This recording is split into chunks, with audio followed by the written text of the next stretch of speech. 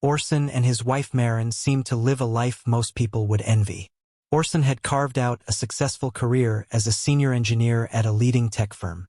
His expertise not only earned him respect in the industry but also provided a comfortable life for his family. With his generous paycheck, they never had to worry about the finer things in life. Maren, on the other hand, worked downtown as a marketing manager, juggling high-profile clients and steadily climbing the corporate ladder. Her charm made her a favorite among her clients, perhaps too much of a favorite at times. On the surface, their relationship seemed like a storybook marriage. They had spent years building their lives together, rooted, Orson thought, in mutual respect and understanding. Their recently renovated home, blending Orson's practicality with Maren's flair for design, was their shared pride and joy. It was a cozy suburban retreat with an open kitchen perfect for family meals, and every room had been designed with care to create a space where they could grow old together, or so Orson believed. Their children, 12-year-old Alora and 7-year-old Ansel, were the glue holding their little family together. Alora was sharp, witty, and endlessly curious, with a knack for humor that she'd clearly inherited from Maren. Meanwhile, sweet and eager to please Ansel idolized his big sister and loved tagging along with Orson during household projects. Weekends were a source of joy for the family, filled with laughter, board games, and homemade meals. Friday nights were sacred, a family tradition of movie marathons on the couch, complete with Maren's perfectly seasoned popcorn. From the outside, it was a picture-perfect life. Orson and Maren often talked about the future, dreaming of adventures once the kids were older. They'd even discussed starting a small business together, something they could pour their passions into while traveling the world. They imagined a home filled with the sounds of grandchildren one day. It seemed as though they had everything. Yet recently, Orson couldn't shake the feeling that something wasn't right. It started subtly. Mentions of a client named Basil began cropping up more and more in Maren's conversations. She talked about late nights at the office, ambitious projects that demanded her full attention, and how important Basil was to her career. But the way she talked about him felt different. The first real pang of unease came when Orson noticed Basil's name flashing on her phone late at night. It wasn't just once. It was becoming a pattern. Then, one evening, Maren brought up something that deepened Orson's concerns. Basil invited us to a weekend retreat at this amazing coastal resort, she said, her eyes lighting up with excitement. He's rented out the entire place. For his team and their partners, too. Orson raised an eyebrow, studying her carefully. Her enthusiasm felt off, though he couldn't quite put his finger on why. That sounds elaborate, Orson said, trying to sound casual. It is, Maren replied with a grin. Basil really believes in team bonding. This is a huge opportunity for me, and he made a point to include you. You'll finally get to meet him and the team. Her excitement was infectious, but Orson couldn't ignore the undercurrent of unease creeping through him. A man he had never met who could afford to rent out an entire resort? And the way Maren spoke about Basil, there was more than just professional respect in her tone. There was admiration. That does sound generous, Orson said carefully, masking his apprehension. Maren beamed. You'll love it. The resort is stunning, right on the ocean. If this goes well, it could be a turning point for me at work. Basil has this magnetic energy. He's so inspiring. Orson nodded, though her words gnawed at him. Admiration for a boss was one thing, but this sounded like more. Still, he didn't want to seem unreasonable. It sounds like a big opportunity, he said evenly. It'll be good for you to build those connections. When they arrived at the resort, it was far more extravagant than Orson had imagined. Perched on a cliff overlooking crashing waves, the property looked like it belonged in the pages of a luxury travel magazine. Towering palm trees lined the winding driveway, and the soft hum of a waterfall mingled with the scent of flowers and salty ocean air. Inside, the lobby was a testament to opulence. Polished marble floors gleamed under massive chandeliers, casting golden light across the space. Intricate sculptures stood like sentinels, adding an air of sophistication. Every detail screamed luxury. Orson had stayed in upscale hotels before, but this was on an entirely different level. In the middle of it all stood Basil, mingling effortlessly with guests, exuding the kind of confidence that demanded attention. He moved like he belonged there, and as Orson soon discovered, he did. "Orson, so glad you could join us." Basil's voice boomed across the room as he waved them over, his grin wide and welcoming. As they approached, Basil extended a firm hand to Orson. Tall, impeccably dressed, and radiating charm, Basil looked like someone who always got what he wanted. "Welcome to my little getaway," Basil said with a casual laugh. "Bought the place a few months ago. Figured it'd be perfect for hosting events like this." Orson returned the handshake, keeping his smile polite despite the discomfort growing in his chest. Basil hadn't just rented the resort, he owned it. Marin, oblivious to Orson's unease, was already laughing along with Basil, clearly charmed by his effortless wit. "This place is breathtaking," she said, her voice full of awe as her eyes darted around the grand lobby. She seemed captivated by the intricate sculptures, the towering ceilings, and the sleek grand piano tucked into the corner. "I've never seen anything like this." Basil's grin widened at her reaction, his gaze lingering on Marin just a fraction too long. Orson noticed. Though Marin seemed enchanted by the space, Basil's attention wasn't on the resort. It was on her. Basil's gaze lingered on Marin longer than Orson was comfortable with. "I'm glad you like it," Basil said smoothly, his voice as polished as his tailored suit. "I wanted a setting where everyone could truly unwind and connect. Make yourselves at home." The evening unfolded in a whirlwind of mingling and introductions. Basil's presence dominated the room, magnetic, inescapable. He moved from group to group with practiced ease, eliciting laughter and admiration from everyone he spoke to. There was a calculated way he leaned in when talking, just close enough to show interest, but never crossing the line into discomfort. Marin, for her part, appeared captivated. More than once, Orson caught her gaze following Basil as he worked the room, her smile lingering a little too long. And when Basil joined their circle, Marin leaned in, hanging on his every word like a moth drawn to a flame. Orson told himself it was nothing. Marin was just networking. That's all this was. But each shared glance, each laugh that felt too familiar, left an unsettled knot in the pit of his stomach. For the first time, Orson felt like an outsider in his own marriage. Later that night, back in their lavish suite, Orson was met with yet another surprise. The room was more extravagant than he could have imagined. Larger than most apartments, with a private balcony overlooking the endless ocean. The sound of the waves crashing against the cliffs echoed faintly through the open glass doors.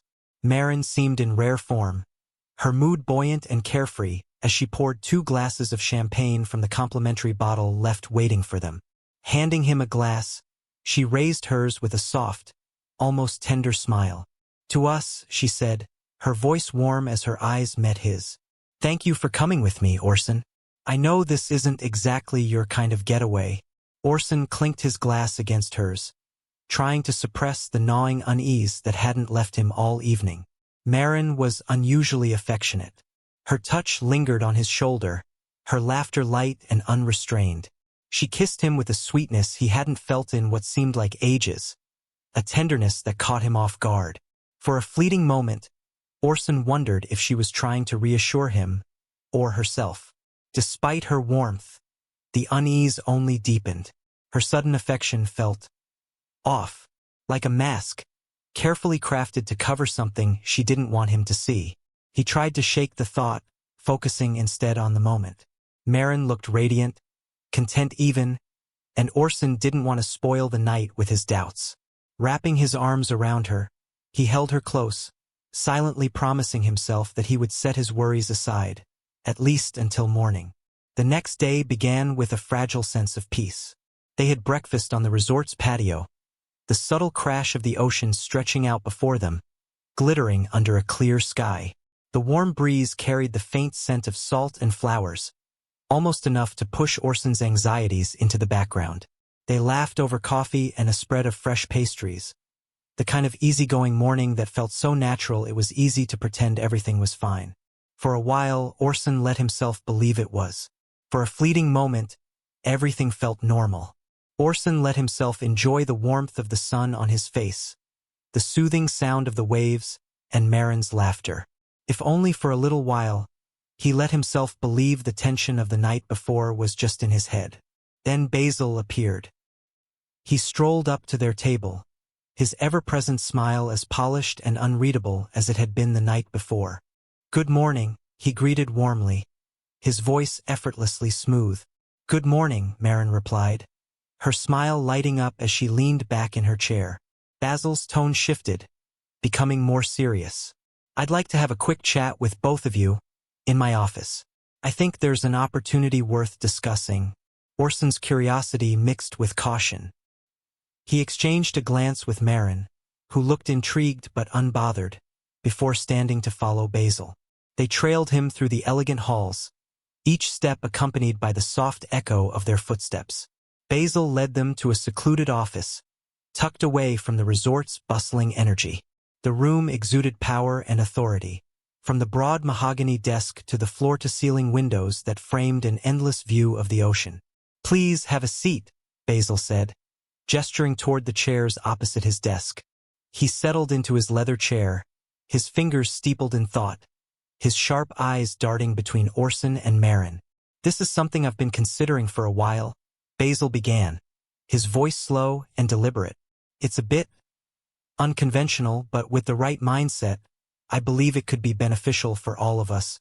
He paused, letting the words linger in the air, his gaze flicking to Marin.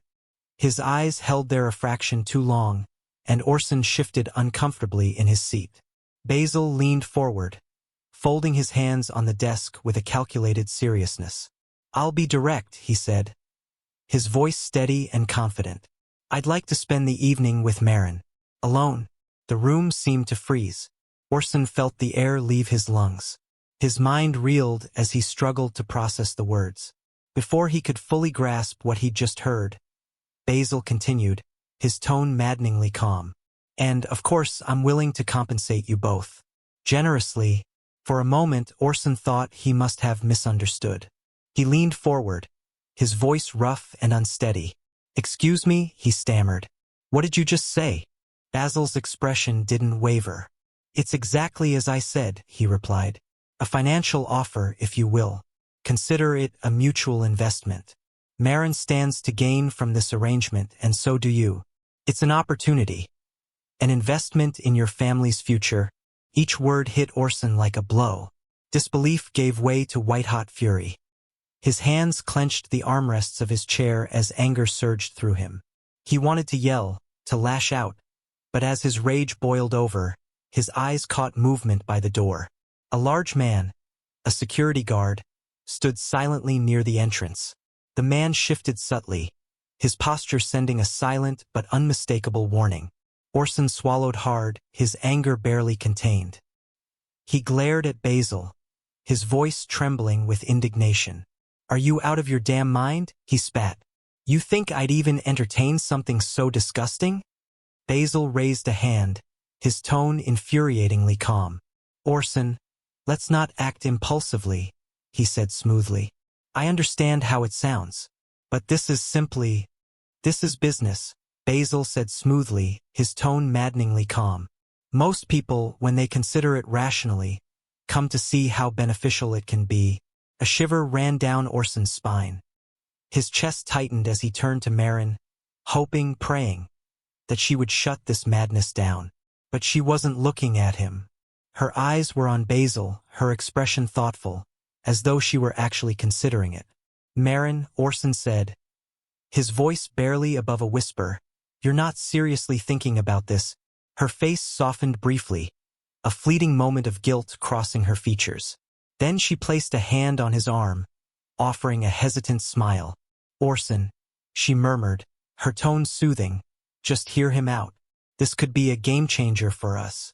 Think about what this could mean for our future. Basil has influence, real influence. This could open doors for me, for both of us."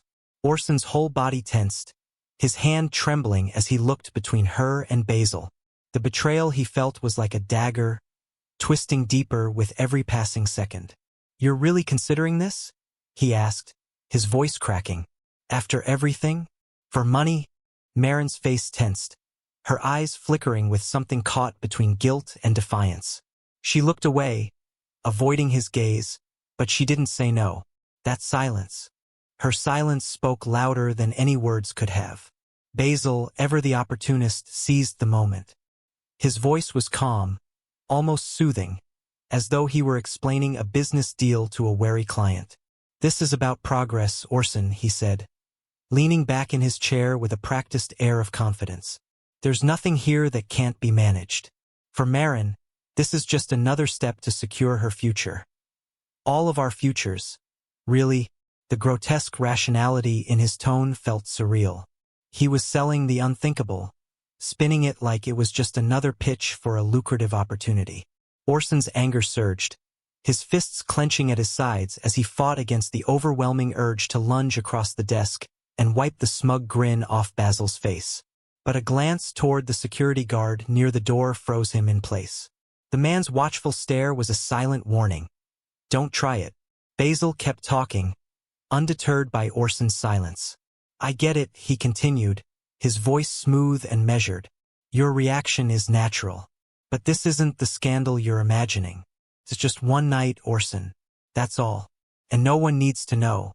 It's completely private. Between the three of us." Orson couldn't take any more.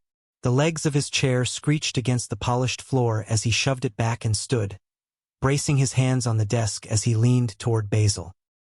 His glare was cold and unflinching, his voice trembling with barely contained fury. "You're sick," he hissed. "I don't care what you're offering. The answer is no." For the first time, Marin's composure cracked. Her face fell, her cheeks flushing with an emotion Orson couldn't quite place. Disappointment? Shame? Or maybe both. But still, she said nothing. Marin flinched at Orson's words as though they were a slap. Her face tightened, the pleading in her eyes flickering into something sharper. Defensiveness? Desperation? Maybe both. "It's not betrayal," she snapped, her voice rising as her composure cracked. "I'm doing this for us, Orson. For the kids, for their future. For our future. Can't you see that? For us." Orson shot back, his voice raw with disbelief. "Selling yourself to that man is somehow for us?" His voice broke, trembling under the weight of his fury. "Don't kid yourself, Marin. This isn't about the kids, the mortgage, or some goddamn vacation home. This is about you." Marin's lips parted, as if to argue, but the accusation stopped her cold. "This is about your ambition, your obsession with impressing Basil, your need to feel important." Orson's voice was rising now, each word cutting like a blade. "You think I haven't noticed the way you look at him? The way you hang on his every word? You're throwing away everything we've built for his scraps, Marin. For his approval." Tears welled in Marin's eyes, but her jaw clenched, and she refused to let them fall. "That's not fair," she whispered, her voice trembling. "You have no idea how hard I've worked. How hard we've worked. To get here. Basil can open doors that no one else can. He believes in me, in us." "No," Orson growled, his tone ice cold. "He doesn't believe in us. He believes in himself. He's using you, Marin, and you're too blinded by his bullshit to see it." The words hit like a sledgehammer. Marin turned away sharply, her shoulders trembling. For a moment, neither of them spoke, the crash of the waves below filling the heavy silence. "I can't believe you're even considering this," Orson continued, his voice quieter but no less venomous. "You're willing to destroy everything. Our home, our kids' stability. Us. For what? A paycheck? A few empty promises?" Marin turned back to him then, her eyes blazing with a mix of anger and desperation. "You don't understand," she said, her voice breaking. "This isn't just about money. It's about a better life. A life where we don't have to worry. Where the kids have everything they need. Where I can finally..." "Finally what?" Orson cut her off, his voice trembling. "Finally feel like you're more than a wife and mother?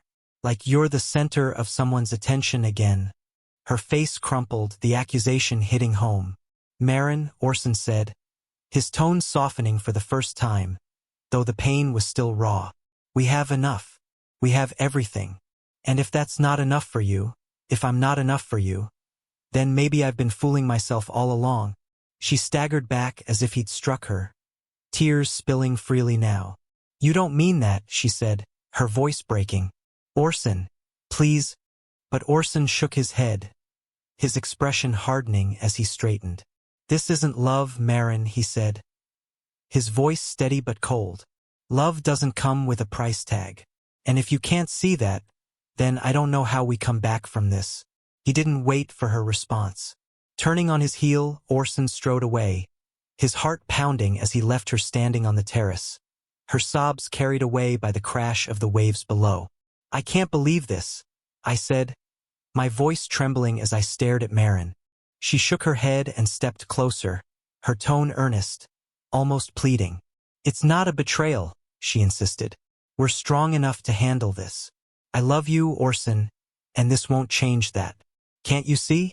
It's just one night and then it's over. No one else has to know. It'll be like it never happened." Her words felt like a knife twisting in my chest.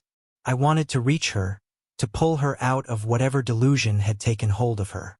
But the way she looked at me, with pity and even frustration, made it painfully clear. In her mind, I was the one who didn't understand. "No," I whispered, shaking my head in disbelief.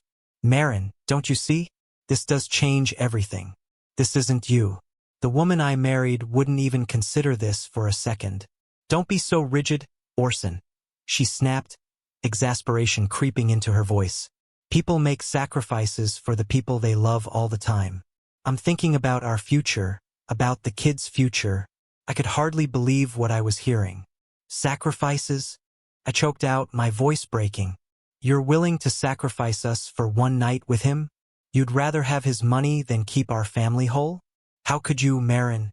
For a fleeting moment, her expression softened.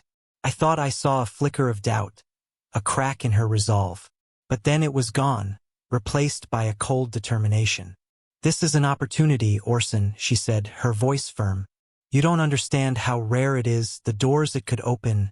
"I can't," I said, cutting her off, my voice trembling under the weight of my emotions. "I won't be part of this, Maren. This is unbearable. It feels like I'm losing you to him, and you don't even see it." Her face shifted, her expression hardening into something I barely recognized. A cold mix of irritation and hurt. "You're being selfish," she said sharply, her voice clipped. "You're not thinking about the bigger picture. You're letting your pride destroy our future." I laughed bitterly, the sound hollow and broken. "Pride?" I said, shaking my head. "You want me to sell my marriage, my family, for what? Because you think his money is worth more than our integrity." She flinched but didn't respond, her jaw tightening. "Why can't you see this for what it is?" she asked, frustration bleeding into her tone. "A means to an end." "Because," I replied, my voice cracking as the words spilled out, raw and painful.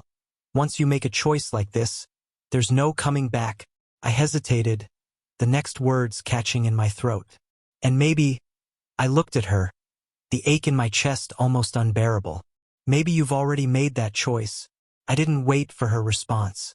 I turned and walked away, leaving her standing alone by the railing. The distance between us felt insurmountable, a chasm no words could bridge. The rest of the day passed under a heavy, oppressive silence. We exchanged only a few curt words, each lost in our own swirling thoughts. Maren's gaze lingered on me at times, but I refused to meet it, my jaw tight and my face set like stone. Every glance I cast her way carried a message I made painfully clear that morning. If you go to Basel, there will be consequences. What those consequences would look like, I wasn't sure yet. But I knew one thing. If she crossed that line, there would be no going back. Orson knew one thing for certain. He couldn't stand idly by while Maren threw away everything they had built. But Maren, for her part, met his intensity with a serene, almost placating demeanor. She nodded at his words as if to show she understood, but her promises felt hollow, her reassurances empty. All day, Orson's unease simmered, gnawing at him like a slow-burning fire. Deep down, he feared she was only humoring him. As the sun dipped below the horizon, the hotel buzzed with life. Laughter and music filled the air as guests mingled in the golden glow of the evening. Despite the festive atmosphere, Orson's tension only grew. Maren stood beside him, smiling and making polite conversation with other guests. But her attention was elsewhere. Her eyes kept drifting across the room, scanning the crowd, searching. And then, she slipped away. Her movements were so smooth, so deliberate, that it was clear she had planned it. A chill ran down Orson's spine as realization sank in. She wasn't coming back to their room tonight. Anger surged through him, a wild, helpless fury. His mind spiraled, trapped by the crushing weight of what he couldn't control. He could already picture her walking to Basil's suite, her decision made. The thought left him reeling.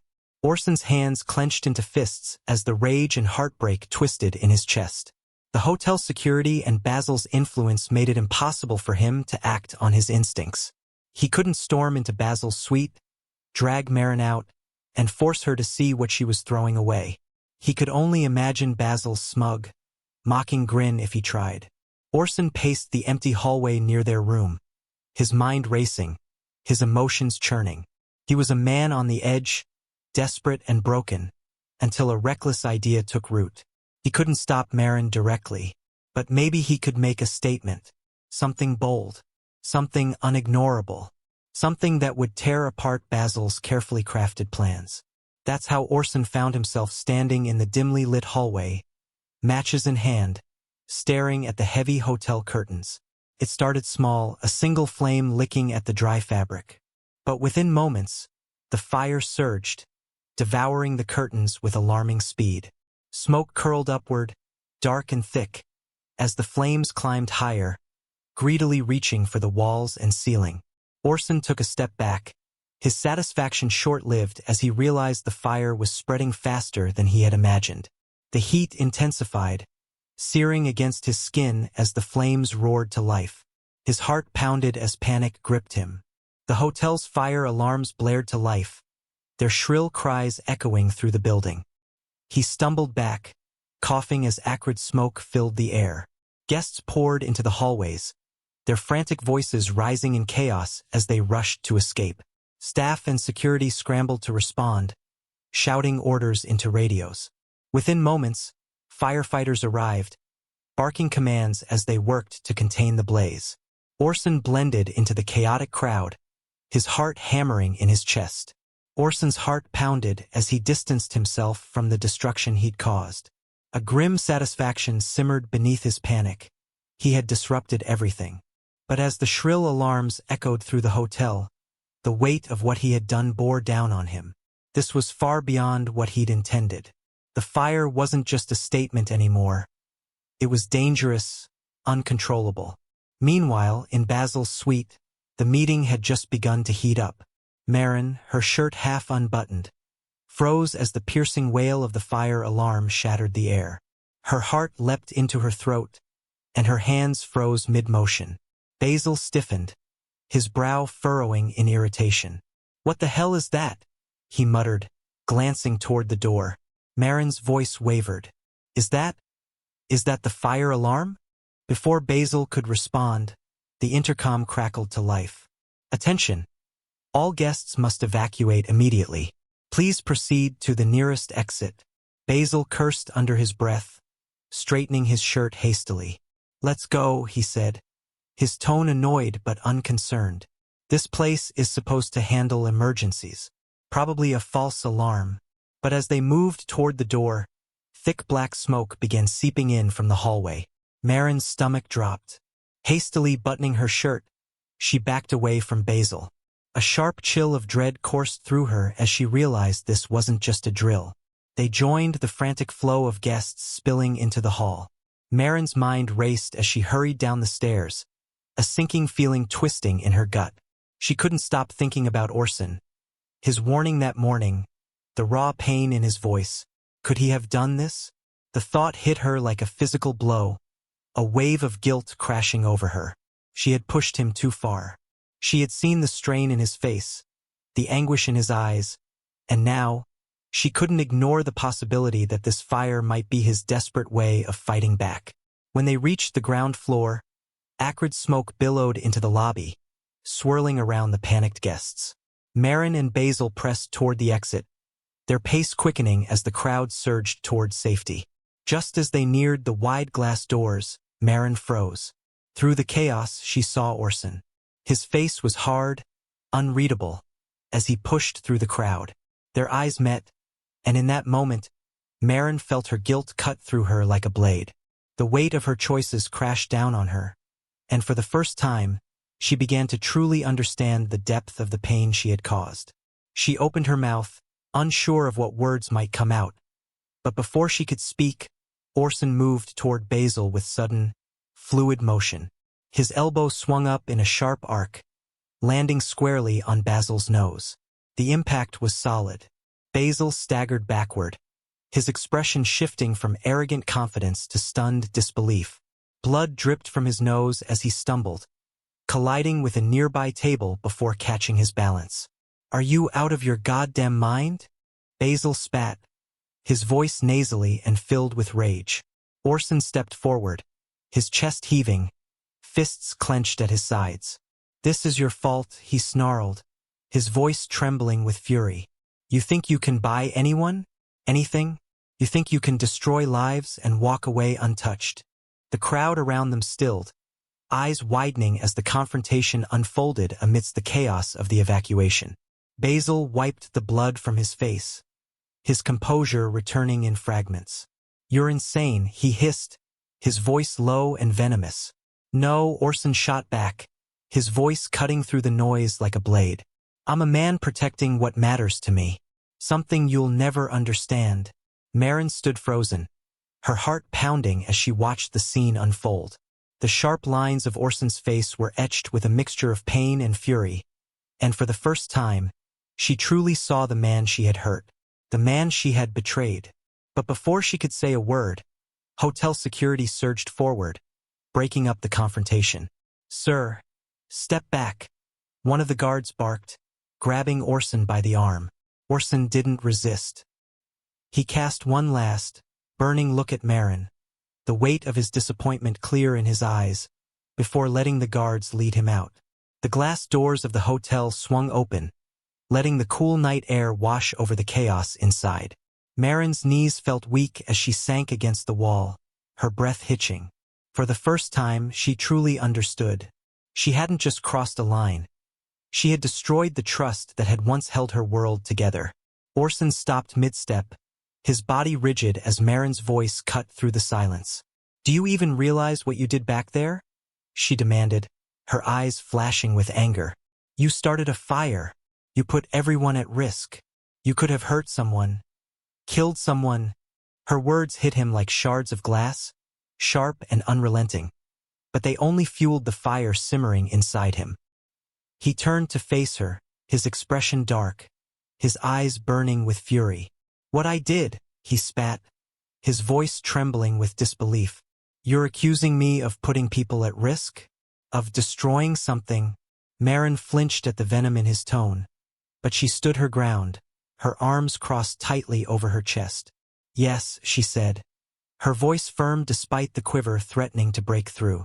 "You let your anger get the better of you. That fire was a desperate attempt to stop you from ruining everything."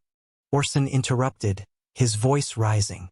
His fists clenched at his sides as he took a step closer, his words trembling with raw emotion. "Do you even understand what you've done, Marin? You sold us. You sold our family, our future, for one night with that bastard. And you're standing here lecturing me about risks?" Marin's face crumpled for a brief moment, guilt flashing across her features before it was replaced with defiance. "I didn't sell anything," she shot back. "I was trying to secure our future. Do you have any idea how hard I've worked to get here? The sacrifices I've made for this family? For you? Sacrifices?" Orson barked out a bitter laugh, shaking his head. "You think this was a sacrifice? What part of throwing away your dignity, our trust, and us was for me?" The words hung between them, heavy and suffocating. Marin's shoulders sagged, her anger giving way to a raw, pained vulnerability. "You don't understand," she whispered, tears brimming in her eyes. "You've never understood what it's like to feel overlooked, to feel like you're not enough." "Not enough," Orson said, his voice softening slightly, though the hurt still bled through. "Maren, you were enough. You always were. But tonight," he shook his head, his voice breaking. "Tonight, you made me feel like I wasn't."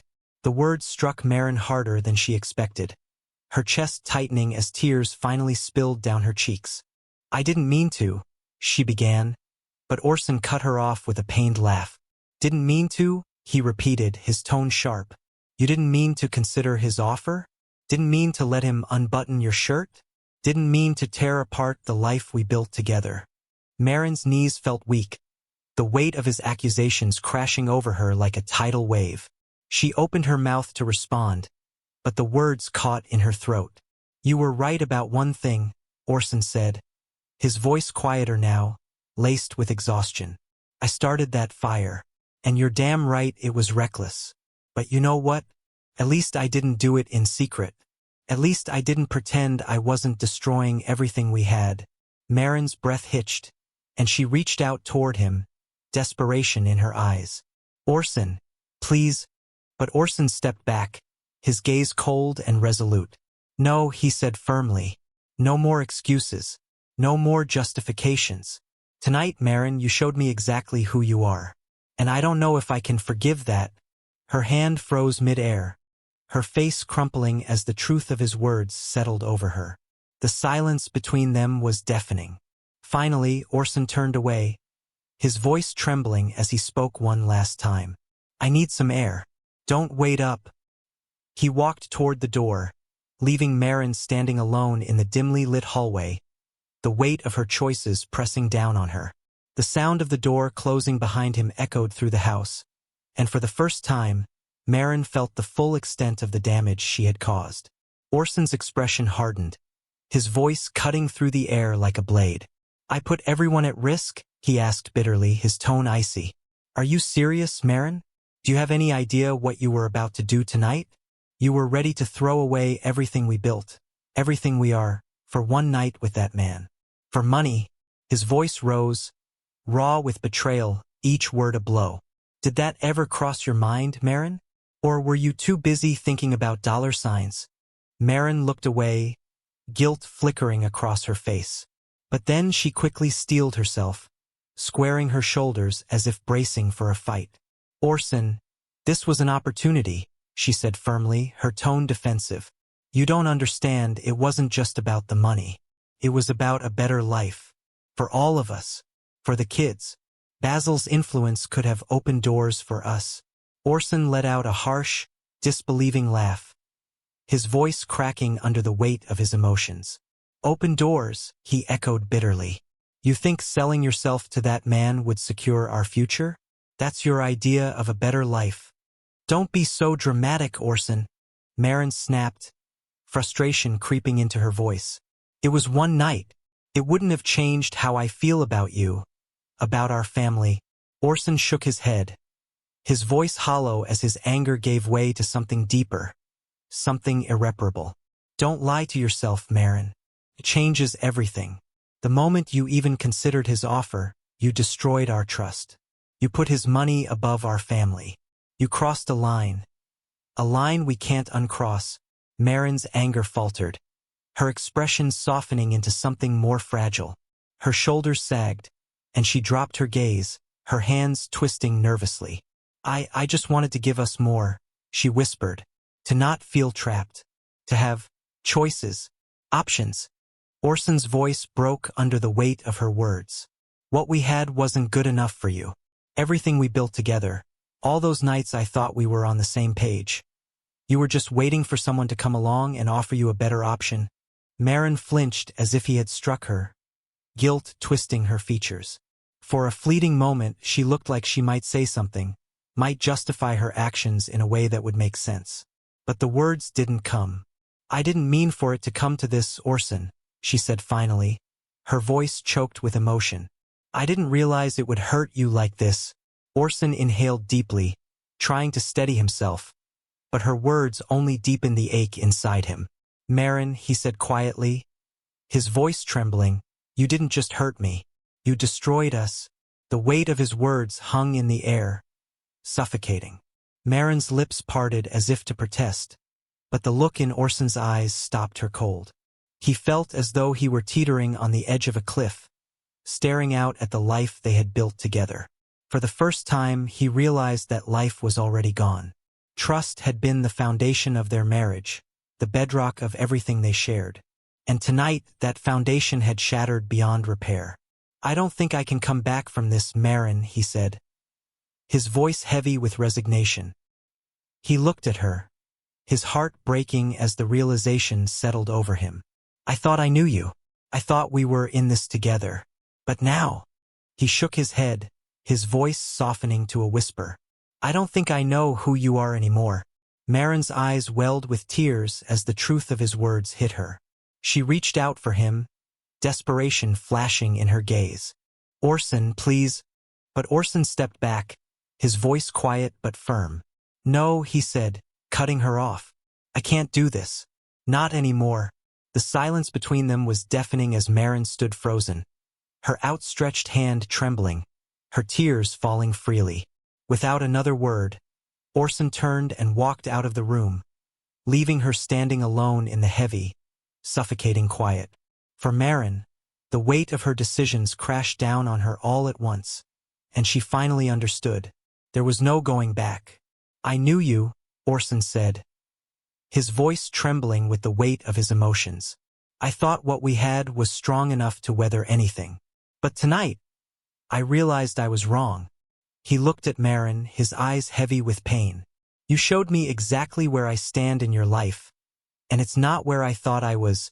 Maren's face crumpled, tears streaming as she reached out instinctively toward him, as though she could physically pull him back from the breaking point. "Orson, please," she whispered, her voice cracking. "This isn't what I wanted. I made a mistake. A terrible mistake. Can't we fix this? Start over?" Orson took a deliberate step back, avoiding her touch. His expression hardened, the warmth in his eyes replaced by something cold and unyielding. "Fix what, Maren?" he said, his voice steady but bitter. "How do you rebuild a marriage when there's no trust left? I don't even know who you are anymore." Her eyes widened, glassy with tears. "Orson, don't say that. Please," she begged, her voice breaking under the weight of her regret. "I know I was wrong. I know I hurt you. But don't throw everything away because of one night." "One night," Orson repeated bitterly, his voice thick with emotion. "That's all it took for you to throw me away. That's what hurts the most, Maren. You made your choice. Now I have to make mine." The silence that followed was suffocating, a heavy finality hanging between them. Maren opened her mouth as if to plead, to argue, but the words wouldn't come. For the first time, she seemed to fully understand the depth of the damage she had caused. This wasn't just a fight. This wasn't a misunderstanding. This was the end.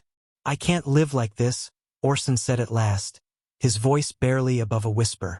"I can't look at you and not see tonight, not feel this betrayal. I thought we had forever, Maren. I thought you were my partner." He hesitated, his voice faltering as he looked at her one last time. "But tonight? Tonight, you showed me I was just an option to you." Tears spilled over Maren's cheeks as she stared at him, her lips trembling. She wanted to promise she could change, to undo the damage, to somehow make him believe in them again. But deep down, she knew, some things couldn't be undone.